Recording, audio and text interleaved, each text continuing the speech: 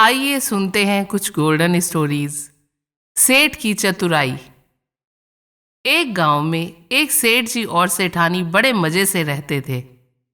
दोनों बहुत ही मिलनसार थे। एक दिन उनके यहाँ 4 आदमी आए और प्रेम पूर्वक बातें करने लगे।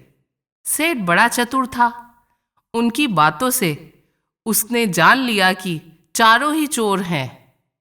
उसने सेठानी को सावधान कर दिया। सेठ जी ने उन्हें सबक सिखाने की सोची। सेठ सेठानी ने उनकी खूब खातिरदारी की।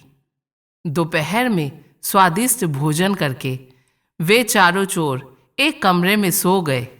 सेठ चुपके से कमरे के बाहर आकर रखी उन 4 चोरों की बंदूकें उठाई और साहूकार के यहाँ बेच दी।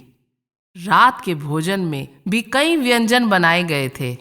चोर अत्यंत प्रसन्न थे। भोजन के बाद सब कमरे में सोने के लिए चले गए, लेकिन चोरों को नींद नहीं आई।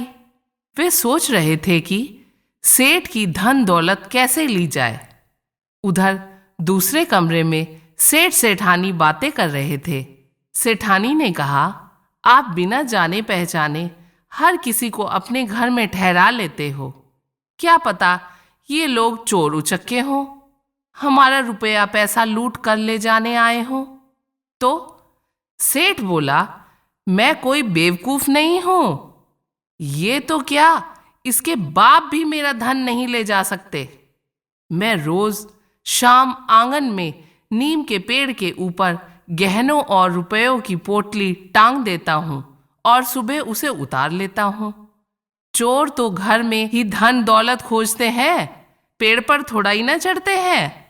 सेठ सेठानी की बातें चारों चोर दूसरे कमरे में सुन रहे थे।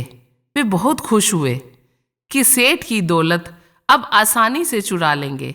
सेठ सेठानी जब खर्राटे भरने लगे तो चोर चुपके से उठे और बाहर आंगन में आए। उन्होंने नीम के पेड़ पर चढ़कर जैसे ही पेड़ पर टंगी पोटली को हाथ लगाया कि बहुत सारी मधुमक्खियां उन्हें काटने लगी। अंधेरे में चारों चोरों ने मधुमक्खियों के छत्ते को पोटली समझ लिया था।